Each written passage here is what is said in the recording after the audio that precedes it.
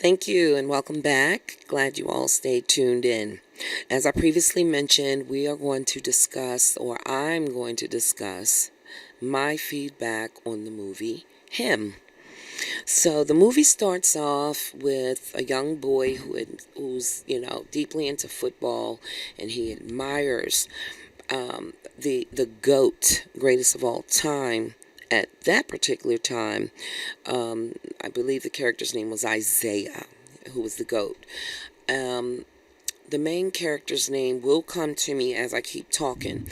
However, he proceeds and he goes through, high school, on to college, and then he's supposed to be drafted into the, I believe, NFL by this team called the Saints.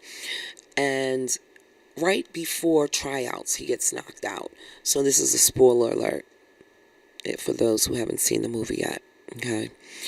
Upon being knocked out, um, he suffers a concussion, and fast forward, the main team that he ends up playing for is called the Saints. So he did not have to do any tryouts. He did not have to worry about other teams competing against the Saints for his acceptance.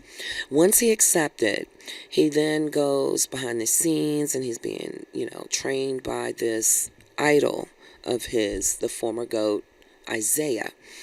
And during this time, he witnesses a lot of darkness.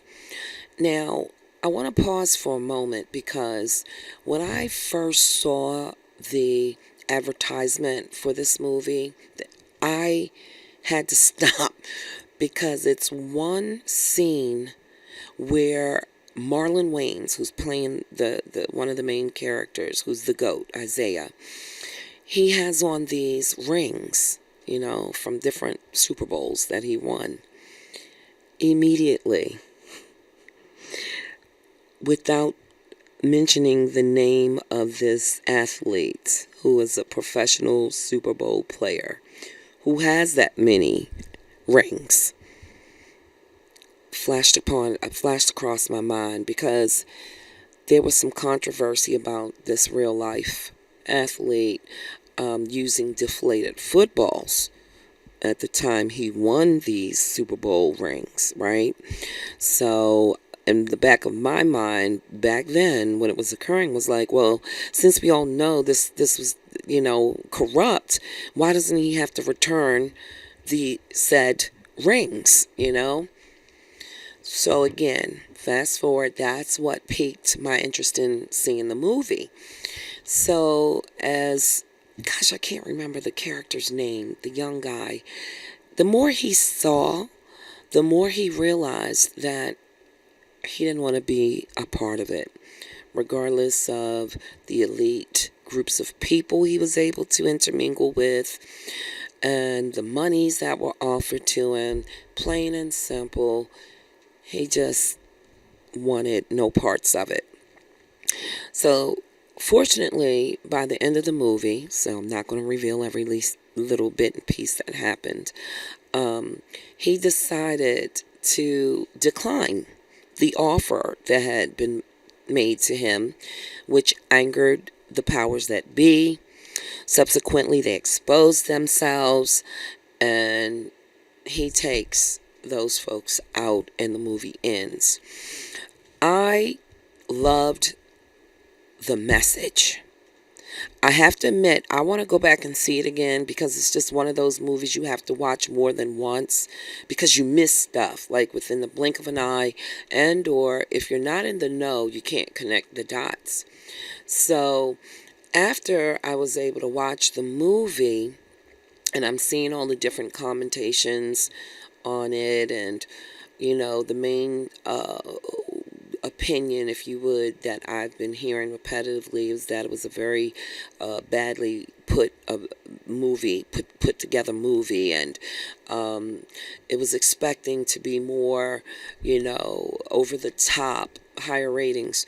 And with that said, some folks were saying the numbers had been skewed, that the ratings had been skewed, and that he actually had more support for the movie than what's being reported. But because of the message behind the movie, he's purposely being destroyed. The movie is purposely being maligned so that folks do not want to see it. Support this movie. We have to stay woke, folks. Ain't this the arena that we talk about staying woke, being conscious?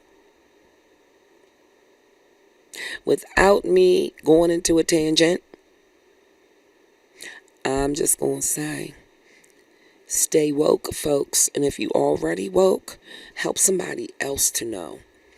It took me, damn near 30 years to accept what kept grating my ears. I probably started hearing about the messages this movie conveyed in my 20s. And, I was like, okay, I'm good. By my 30s, here comes another message, but documentation. And then by my 40s, I'm like, yeah, it's time for me to stop denying what I know to be the truth. And so please, I want you all to bear in mind when you're watching your football games and your favorite heroes. I'm guilty. I love football. Those of y'all who know me, my two teams, Ravens and Commanders. Commanders and Ravens. Okay? Why? Because I grew up in Ellicott City. I currently live in Columbia. So therefore I'm in between D.C. and Baltimore. Baltimore and D.C. So your girl got two teams. Don't you hate on me. Back to my point. When you watching your favorite teams out there playing, and your favorite quarterbacks getting sacked, and your favorite running backs taking tackles that damn near look like they crushed their whole skeletal system, think about what's going on behind the scenes. Think about the message this movie has conveyed. And then, decide if you want to share it with some other folks so that they can, too, see through the veil. We've been conditioned not to see through the veil, folks. Okay? So, that's my little plug for that movie. I'm going to move on right quick because time is moving along. I am going to be going live, hopefully, first Thursday in November. I don't know what that date is off the top of my head.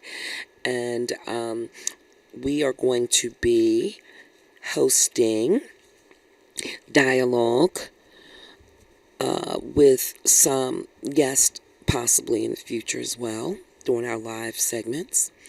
And at this time, I'd like to announce the title of my podcast.